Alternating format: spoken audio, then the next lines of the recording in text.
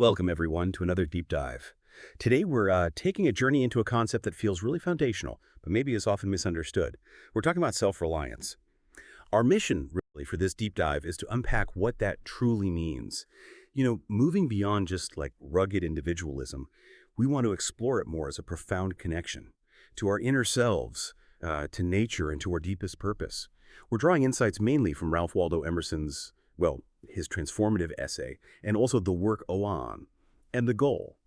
Hopefully this journey gives you a kind of shortcut to being truly well-informed about yourself. Okay, so to really get the essence of self-reliance, we kind of have to start with the person who really etched this idea into American thought, Ralph Waldo Emerson. His path to this whole concept wasn't exactly straightforward. It really started with a deep personal turning point. After his young wife tragically died from tuberculosis, Emerson, he went on this significant journey to Europe. Right, and that European trip is fascinating because it wasn't just tourism. He was grieving, yes, but he was also actively searching, seeking deeper meaning. He visited many of Europe's sort of top intellectuals at the time, and among all those experiences, there's one visual moment that really sticks out. It's his encounter with Rembrandt's painting, Christ in the Storm on the Sea of Galilee. Oh, that one. Isn't that the painting that was famously stolen? That's the one, yeah. Stolen in 1991, sadly. But the image itself, Jesus asleep while the boat's being tossed by this huge storm. It's such a powerful metaphor, isn't it? Finding that unshakable inner peace, even when life is throwing everything at you. It really is. And it's amazing how these specific moments can just crystallize a whole philosophy. I know it was common back then for young European intellectuals to do the grand tour, and Emerson sort of followed that path in his own way. He visited a botanical garden in France, which turned out to be crucial. Absolutely crucial, because that's where he had what you might call his big aha moment. Surrounded by all that life in the botanical garden, he had this incredibly deep realization. He described it as feeling alligator, sunflower blooming right inside him, this raw, untamed nature. Yeah, alligator and sunflower. Yeah, it was so profound it led him to declare, I will be a naturalist. But it wasn't just about, classifying plants. It was this deep recognition that his own true nature, his inner self, was completely linked to the natural world. He got it that he and nature were one, which implies, a deep respect, a need to protect it. And that feeling, that unity with nature, that really became the bedrock for his first book, didn't it? Simply called Nature, published back in 1836. He put it plainly, I and nature are one, so it should not be damaged. It wasn't just abstract philosophy for him. It was a way to live. Exactly. And becoming a naturalist was, one part of his ambition. Emerson also knew, practically, that to get recognized as a writer, a poet, a philosopher, he needed to publish in England. So while he was there, he met some heavy hitters.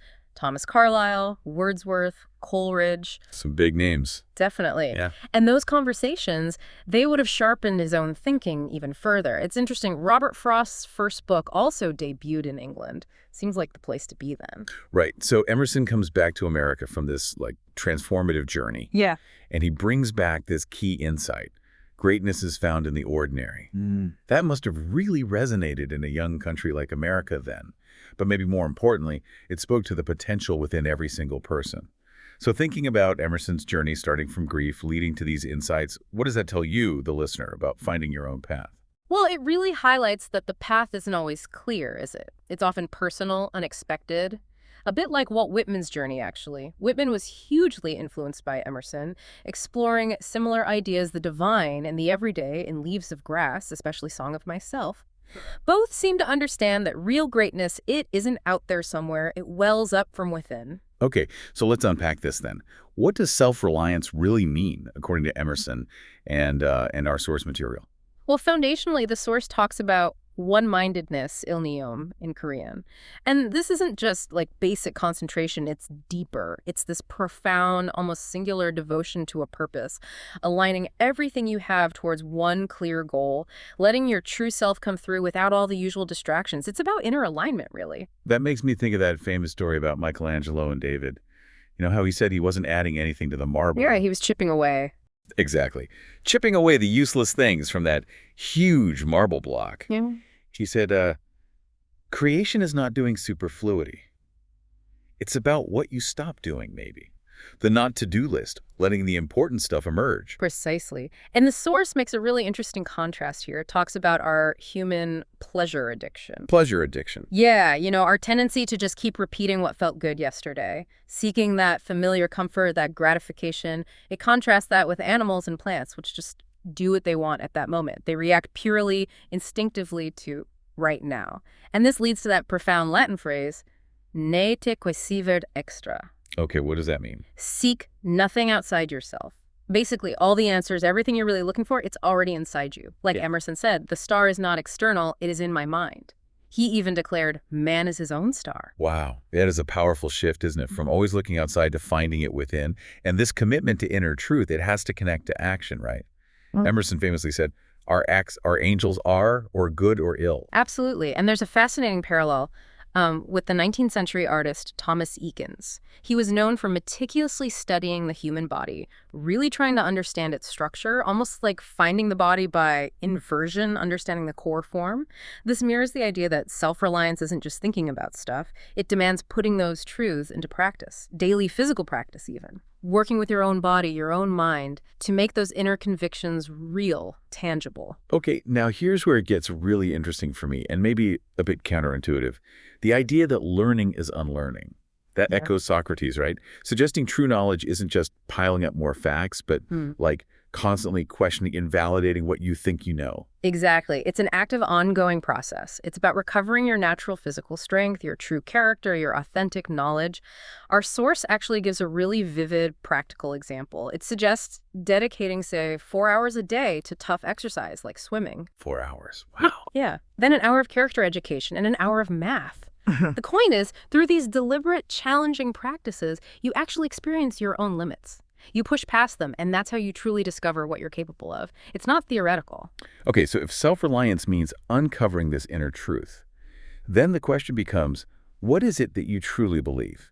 It sounds like it's about finding that one thing you genuinely love and can dedicate your life to. Right. And belief, as the source points out, connects to the Hebrew word emes, which means truth. It's the same root as amen.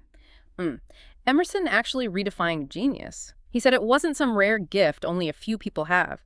Instead, genius is simply someone who trusts their own thoughts, someone who has the courage to speak your latent conviction, your hidden inner truth. He even talked about the beauty of the silence, like the space between letters when you're writing. Just like there's wisdom in really listening to your own conscience, maybe for hours, like 5 hours, the source suggests, just making space for that inner voice. That naturally leads to this idea of cultivating distinguished habits, doesn't it? I think of artists like Mark Chagall, who apparently walked with his dog every day for inspiration, or just taking a walk in nature. For inspiration, meditation, writing, these become like holy habits, right? Places where you find those moments of icicles, lucidities, crystal clear insights, often found in nature, creating rituals that help you connect inwardly.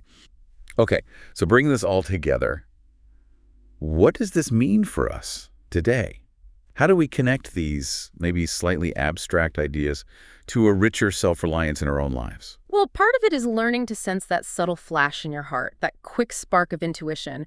Our source connects us to Wunai-Jakyong, basically, right brain function, emphasizing intuition, immediate understanding, trusting that gut feeling, that inner knowing. And what about ignorance? Yeah. The source asks, what is it that's truly killing us in this context? The answer, it suggests, lies partly in reading the great works, scriptures, classics, engaging with them daily. Texts like Dostoevsky's Brothers Karamazov or Melville's Moby Dick. They're presented almost as religious texts. Religious texts? How so? Not in a strict dogmatic way, but because they wrestle with the deepest human questions, right? Yeah. Universal struggles, triumphs. Understanding these helps build true self-reliance. Understanding the Bible, for instance, is seen as key to grasping the foundations of humanity itself. And then you have those powerful lines from Emerson. Envy is ignorance. Imitation is suicide. Oof, imitation is suicide. That's strong. It is. And another really striking thought, man is God's ruins. In this context, it's provocative, right? It suggests that if we don't cultivate this inner self-reliance, we kind of fall short of our potential. We become fragments, not whole. It's a call to reclaim that inner essence. And this connects to the idea that by faith has healed you, linking self-confidence, that inner belief, directly to self-healing. Trust thyself. It's really fascinating how Emerson's call to trust thyself seems to, well, not replace, but maybe challenge Socrates' famous "Know thyself." It does shift the emphasis, yeah. It's about accepting the unique place where you are right now as most sacred. Seeing your specific circumstances not as random, but as providence, or like seeing with your third eye, having insight into your situation. Think about Dante. He gets exiled from Florence, and then he writes the Inferno. Right, his circumstances shape the work. Or Beethoven, his amazing choral symphony. It was possible in a way because he was deaf. He had to create from that inner soundscape. These aren't limitations. They're the unique ground from which greatness grew. Those connecting the dots, moments where purpose emerges from your specific life. And this naturally leads to practicing solitude, which, as you said, is very different from just being lonely. Yes, that distinction feels really important. Practicing solitude isn't loneliness. It's intentional time for deep reflection. Exactly. Think of Roman emperors like Marcus Aurelius. He famously wrote in his meditations for 3 hours every day, specifically to go deep into themselves. There's a painting by Fra Angelico of Augustine that just captures that feeling of inner contemplation. And of course, Simon and Garfunkel's Sound of Silence, finding that deep stillness inside. Our source mentions the holiest thing in the world being the nobility in the heart. It references images like the pensive bodhisattva, figures showing deep thought and grounded strength. It symbolizes that power that comes from connecting with yourself. And what's really striking is the insight that great people are those who talk about autonomous habits in solitude. It's those consistent self-chosen practices done in that quiet space of inner reflection that really define them. It's not accidental. And part of that is having the courage to speak your thoughts, Right. giving voice to that inner conviction, like Louis Armstrong singing "What a Wonderful World," and the line, and I think to myself, he's sharing that inner feeling. Which brings up a powerful question. Are you making excuses for who you are, or are you actually revealing your authentic self? In this context, consistency takes on a new meaning. It suggests that truly great souls, they have no work in the sense of drudgery. They're just completely immersed. Think of Jackson Pollock and his action painting. That's not laborious work. It's total immersion, pure self-expression. Like Munch's paintings, too, that feeling of being so deep inside yourself. Exactly. So immersed in oneself that the art becomes their best shot at showing that inner truth. And this kind of immersion, it leads to living fully in the moment, a bit like a dog, maybe. Mary Oliver has that wonderful poem, The Dog, where the dog sees her owner as the moon, just totally absorbed in the now, where past and future become one. It's a great metaphor for presence. Emerson defines success, interestingly, as a life-centered movement. That sounds so much more like a dance than a race, doesn't it? Makes me think of Mercedes Sosa's song, Gracias a la Vida. Yes. And here's where it all beautifully connects. Self-reliance goes to self-kindness. It's really crucial to get this. It's not about self-indulgence. That kind of self-focus, the source says, creates a bad odor. Instead, genuine self-reliance, that inner wholeness, it radiates perfect sweetness, like a flower that just naturally emits fragrance. Effortless goodness. This natural outpouring is good, mercy, love. It comes from cultivating honesty and wholeness. A true leader in this view has a wider antenna because they foster genuine kindness and these holy habits. And ultimately, these habits are the genius within a person. And there we have it, this deep dive looking at self-reliance through Emerson and our source. It really shows, and it's far from just being about isolation or, being tough. It's much more an internal journey, right? An ongoing process of stripping away the extra stuff and building these distinguished habits that reveal who you truly are inside. Exactly. We really hope this encourages you, the listener, to trust yourself more, to find and actually practice those daily distinguished habits, and fundamentally to look within.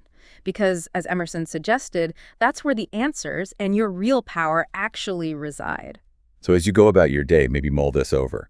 Are you cultivating the distinguished habits that reveal your inner genius and lead towards that perfect sweetness? Or are you maybe just chasing yesterday's comfort? Something to think about. Thank you so much for joining us on this deep dive. Take a moment to reflect on your own journey of self-reliance. We'll catch you next time.